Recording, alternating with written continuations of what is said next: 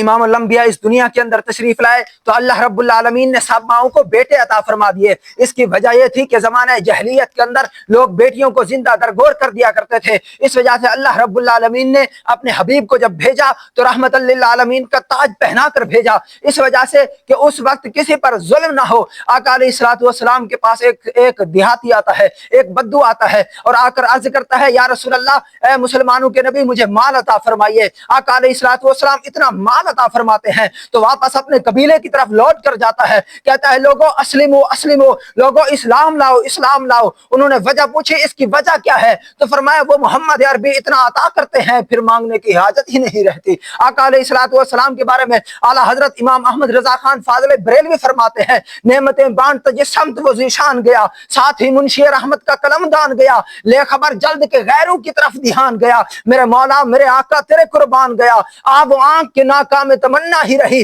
ہے وہ دل جو تیرے در سے پر ارمان گیا، دل ہے وہ دل جو تیری یاد سے معمور رہا، دل ہے وہ دل جو تیری یاد سے معمور رہا، سر ہے وہ سر جو تیرے قدموں پہ قربان گیا، انہیں جانا انہیں مانا نہ رکھا غیر سے کام، للہ الحمد میں دنیا سے مسلمان گیا، انہیں جانا انہیں مانا نہ رکھا غیر سے کام، للہ الحمد میں دنیا سے مسلمان گیا، اور تم پر میرے آقا کی عنایت نہ سہی، نجدیوں کلمہ پڑھانے کا بھی احسان گیا، اور تم پر میرے آقا کی عنایت نہ سہی، نجدیوں کلمہ پڑھانے کا بھی احسان گیا، آج لے ان کی پناہ آج مدد مانگ ان سے، پھر نہ مانیں گے قیامت میں اگر مان گیا، افر منکر یہ بڑھا جوش تعصب آخر، بھیڑ میں ہاتھ سے کم وقت کے ایمان گیا۔ کہتا ہے نجدیوں کو تو بات سمجھ نہیں آنی، لیکن کیا ہے جان و دل ہوش و خرد سب تو مدینے پہنچے۔ فرمایا احمد رضا تو یہاں بیٹھ کر کیا کر رہا ہے؟ جان و دل ہوش و خرد سب تو مدینے پہنچے، تم نہیں چلتے رضا سارا تو سامان گیا۔ اعلیٰ حضرت پھر یہاں سے اٹھتے ہیں اور آقا علیہ الصلوۃ والسلام کی بارگاہ میں حاضری دیتے ہیں